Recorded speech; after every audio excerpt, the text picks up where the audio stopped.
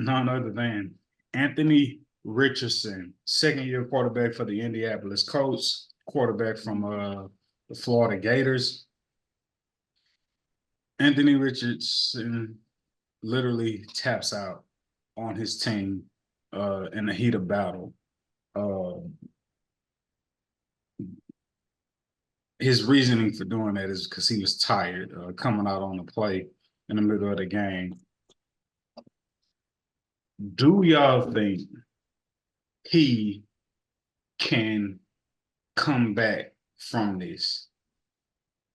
Considering he's now been benched for Joe Flacco when he's supposed to be the franchise quarterback, but now he's benched for Joe Flacco, who's pretty much flirting with retirement.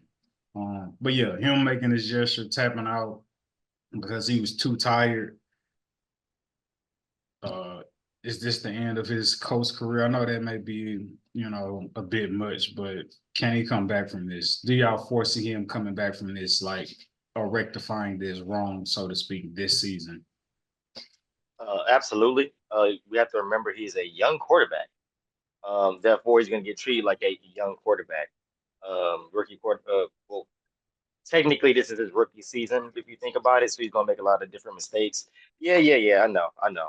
But at the end of the day, it's more of you're going to act like a child. I'm going to treat you like a child. I'm going to put the grown man in, i.e., being Joe Flacco. So I think it's just more of like, hey man, you're not too good for you to be replaced. Anybody's replaceable.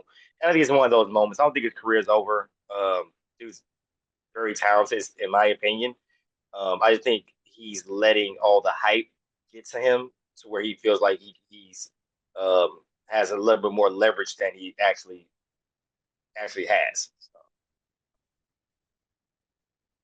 Yeah, I don't like it at all, but I don't think he cannot come back from it because someone's going to always need a good backup quarterback, even if he just doesn't decide to be someone's dependable number one. That's what I'm talking about. I'm not talking about him come back to be a backup. I'm talking about him come back to still be a starter and a franchise quarterback.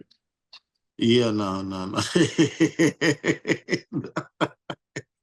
Everybody going for that because nobody want their locker room disgruntled and all disorganized. People gonna want a leader in that position, especially QB1. Like, come on now. But maybe he can mature. Never say never type of attitude. Maybe he can mature, and possibly maybe, but for the foreseeable future, no. Because nobody's going to want him as the leader of their quarterback, as the leader of their team going into battle. I think this is only what he did. I think it is only acceptable if he has been playing great football. There's a leniency there to be like, you're playing great football. Of course you're tired. We're winning games. You deserve a break in the heat of battle because you've been carrying us. You've been the workhorse for producing all this production for us on offense. I think that is the only out he had or grace he could be given in terms of, I'm tired. That's the only way. Outside of that, you can't be playing bad and unfortunately still be tired, literally taking yourself out of the game. I think about the Dave Chappelle skit, when keeping it real goes wrong. That is the epitome of when keeping it real goes wrong, is everybody say, bro, you should have lied, said something else. You may say you still had a nagging injury that came back after you got tackled, but don't say you was tired. You know what I'm saying? It could be viewed as a slap in the face to your teammates, your offensive line, all the other guys who are out there tired, fighting, scrapping in the heat of battle. And to me personally, how I took it is like,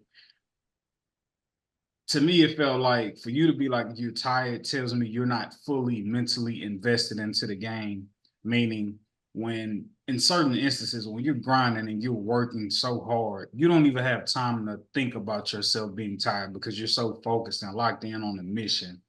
And so Um, yes, Darnell, to your point earlier, I was screaming this at the beginning of the season, like he's really still on rookie reps as it relates to like him being a starting quarterback, considering he got hurt so early into the season last year.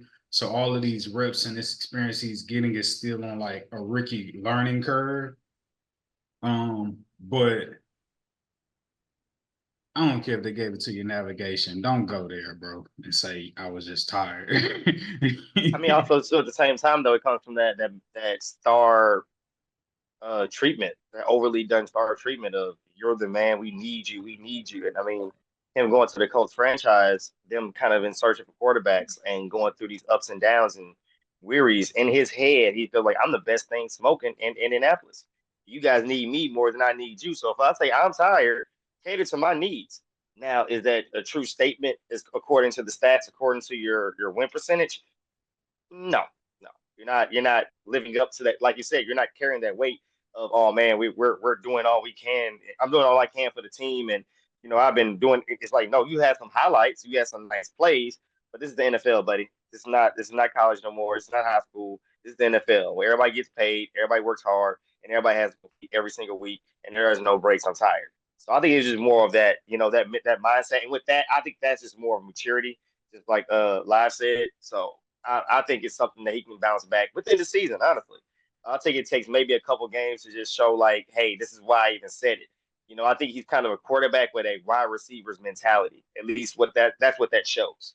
Not saying that wide receivers would do that, but we know they're prima donnas. Throw me the ball, throw me the ball. That was kind of his throw me the ball moment of like, man, y'all need me. Do what I say. I'm tired. Give me some water, ball, water, coach. Whatever. Give me some water. Whatever. So that's just how I look at it. I don't think he earned any arrogance to be like, yeah, this is He my doesn't. team. I'm gonna do what I want. Give me a break. I don't think he earned that in no way, shape, or form. Nah, But, this was but his year. Instagram's a hell of a platform. What you mean by Like that? you see yourself run over a linebacker or a cornerback or two, or throw a 60+ yard touchdown. It goes to your head. Like it's Instagram. Like it's I think I seen somebody said that a player at one point posted a clip at halftime despite they were losing, and I believe it was in the NBA. They posted a dunk at halftime when they were losing a game.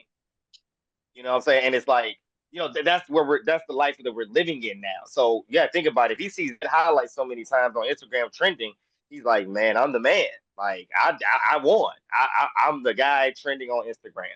So I think it's just those little meticulous, feeding to his ego that he's riding off of and not seeing the bigger picture. That brings me to another point I want to talk about with Anthony Richardson that nobody was talking about. I believe it was last week. He was being interviewed after a game, and or maybe it was just like the midweek, press conference. And he made a statement, paraphrasing, where he said he takes it personal, or he doesn't feel good when all it takes is one defender to tackle him. Like he feels like that's a sign of him, like of like disrespect or whatever. Again, paraphrasing or whatever, summarizing. It's just like if it only takes one guy to take him down or tackle him, he feels like that's not him being strong enough or whatever the case may be, right?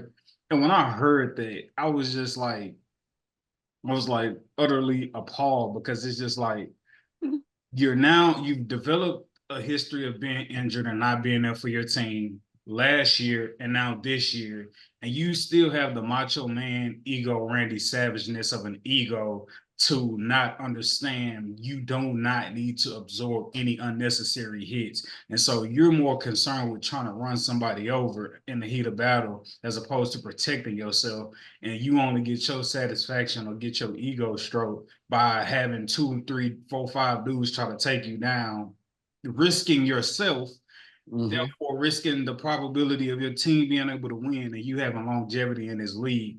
And so that was something else. A lot of people didn't talk about it. I was shocked that it went under the radar. But for him to have those type of comments, like, and then followed by this, I just like, I don't know what y'all want from dude. I feel like dude is like either you give him the out that he's immature, or like dude just is like, I don't know if he's like, if this is like for him, or being, at least right now, being the number one or being a franchise guy is for him with that type of mentality.